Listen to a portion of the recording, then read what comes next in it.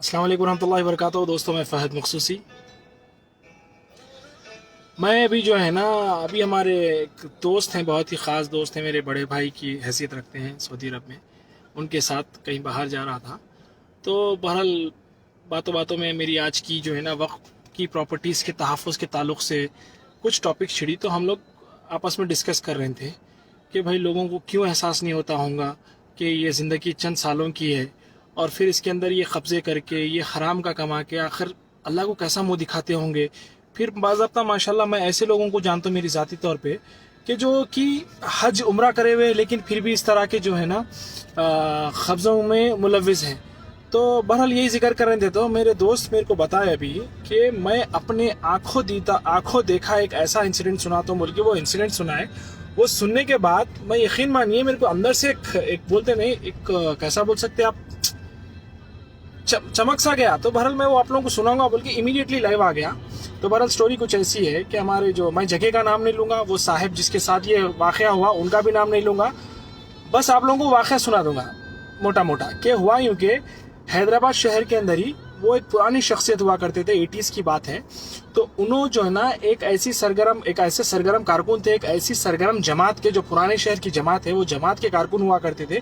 और वो जमात का जो कारनामा, जमात के जो लोग अक्सर जो कारनामे को अंजाम देते थे, उन्होंने भी जो है ना उसी के एक हिस्सेदार थे समझो। तो उन्होंने भी बहरहाल कब्जे उब्जे करना, यहाँ वहाँ करना। तो उनके घर के करीब में एक मस्जिद थी, तो मस्जिद के साथ में एक बड़ी सी जगह थी, तो उन्होंने मस्जिद के साथ की जगह को जो है ना कब्जा कर लिए। कब्जा कर लेने के बाद थोड़े से साल के बाद जो है ना, बहरहाल उसके अंदर फाइट चली, मस्जिद के मुतवल्लियों से फाइट चली, मगर उन्होंने छोड़े नहीं, अपने हिस्से में ले लिए। ले लेने के बाद चंद सालों के बाद उनकी बेटी की शादी हुई। तो बेटी की शादी उन्होंने एक प्रोफेशनल क्वालिफाइड डॉक्टर से शादी करे। शादी करने के बाद हुआ यूँ कि चंद ही दिनों के अंदर वो बेचारे डॉक्टर की हालत ऐसी हो गई कि उन्होंने पढ़ाने के काबिल रहे ना, उन्होंने जो है ना प्रोफेसर थे बाई प्रोफेशन। बहरहाल उनकी नौकरी वगैरह छूट गई, उन्होंने बिल्कुल बेरोजगार हो गए, घर के हो गए।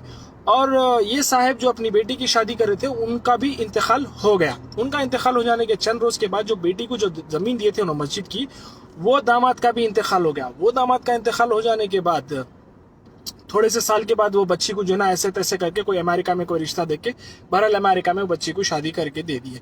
वो बच्ची को अमेरिका में शादी करके दे देने के बाद वो बच्ची भी जो है ना गई अमेरिका।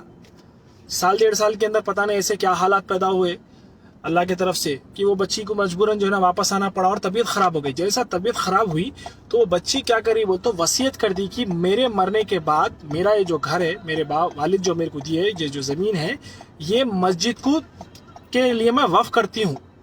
उसके बाद चंद दिनों के बाद वो बच्ची का भी इंतकाल हो गया। फिर उसके बाद उनकी वसीयत के मुताबिक वो ज़मीन को वापस मस्जिद को क्या करे, वफ़ कर दिए। तो बताने का मतलब ये है कि अल्लाह किस तरीके से जो है ना अपनी चीज़ को वापस लेता। देखो, हराम का अगर कोई कमाए, तो मैं नाम नहीं ले रहा उनका, उन्होंने मेरे को बहरहाल बोले, लेकिन मैं नाम नहीं बोलूँगा। और वो साहब माशाल्लाह अगर मैं नाम ले लूँगा तो बहुत मशहूर शख्सियत दिख रहे हैं उन्होंने वहाँ के, क्योंकि उनका जो अहदा था उस हिसाब से। तो बहरहाल अल्लाह जो है ना वक्तिया आपको किसी का हराम का खाने से खुशी और तरक्की दे भी सकता, लेकिन किस कदर तबाह ताराज करता, ये मामला जो है ना, ये जो वाक़या सुनने के बाद मैं बहुत वो हो गया। तो अल्लाह खैर करे, हमको हराम का लुक़मा खाने से बचाए, ईमान पे चलने वाला, सिरातल मुस्तकीम पे चलने वाला बनाए। और जो है ना इंशाल्लाह हम ना कि सिर्फ हम अपना हलाल खाएं, बल्कि अपने आने वाले नस्लों को भी ये तालीम दे कि भाई हलाल का खाना कितना ज़रूरी है। क्योंकि ये ज़िंदगी महज अज़ान से लेके जमात के खड़े होने तक, वक्फे तक ही है। क्योंकि पैदा जब होते तो अजान देते, जब इंतकाल हो जाता तो नमाज जनाजा पढ़ाते।